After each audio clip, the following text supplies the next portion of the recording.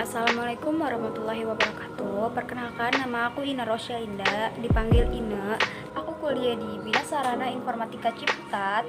Jadi hari ini aku ingin menyelesaikan tugas mata kuliah pajak aku di semester 2, pertemuan 3. Jadi materi pertemuan 3 ini membahas tentang dasar pajak dan ketentuan umum pajak. Apa itu pajak?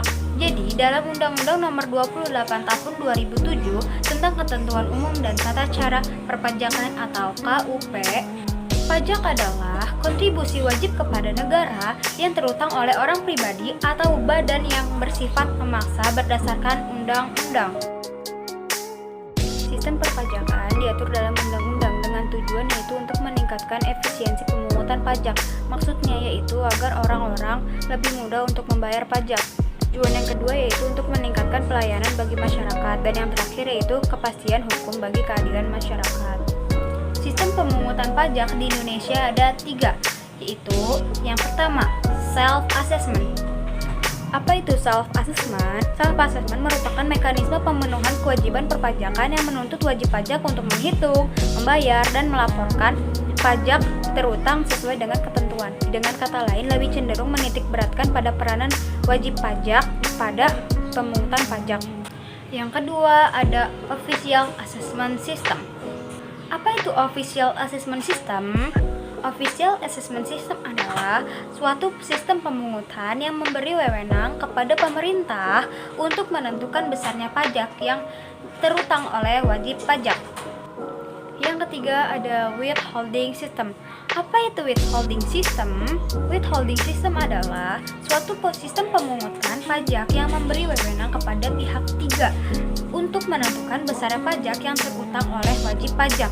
Pihak ketiga yang dimaksud di sini adalah bukan dari fikus dan bukan pula dari wajib pajak.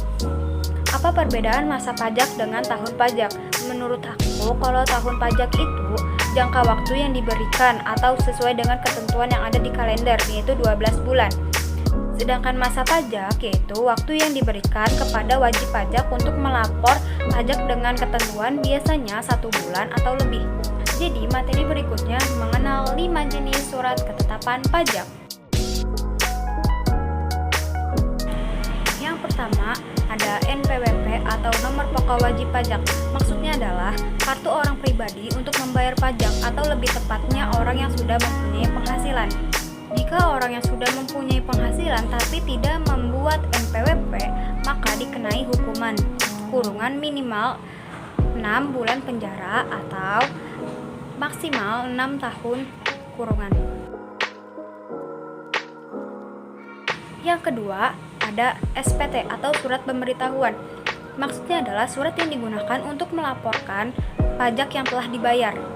SPT dibagi menjadi 2, yaitu SPT masa dan SPT tahunan. SPT masa digunakan untuk melapor pajak yang dibayar secara bulanan. Contohnya PPN, PPNBM, dan sebagainya. Sedangkan SPT tahunan yaitu digunakan untuk melapor pajak yang dibayar secara tahunan, seperti PPh 21. Yang ketiga yaitu SSP atau surat setoran pajak. Surat setoran pajak adalah bukti pembayaran atau penyerahan pajak yang telah dilakukan dengan menggunakan formulir. Yang keempat adalah SKP atau surat ketetapan pajak. Surat ketetapan pajak adalah surat yang menentukan besar jumlahnya pokok pajak.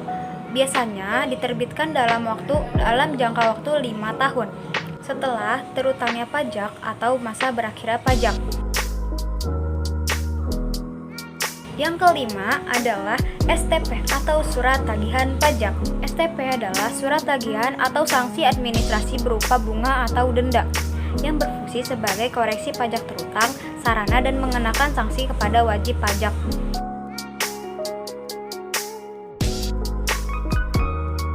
Apa perbedaan wajib pajak dengan subjek pajak? Menurut pendapat aku, terletak pada kewajiban perpajakan.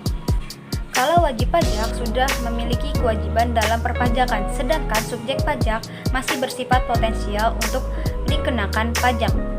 Namun, apa yang menjadi subjek pajak? Subjek pajak itu ada orang pribadi, warisan yang tetap belum terbagi dalam satu kesatuan yang menggantikan hak, terus ada badan, dan juga bentuk usaha yang tetap. Sekian video penjelasan aku tentang dasar pajak dan ketentuan umum pajak. Kurang lebihnya aku mohon maaf. Wabillahi taufiq wal hidayah. Wassalamualaikum warahmatullahi wabarakatuh. Halo, jangan lupa like, comment, and subscribe YouTube channel aku. Terima kasih. Jangan lupa membayar pajak.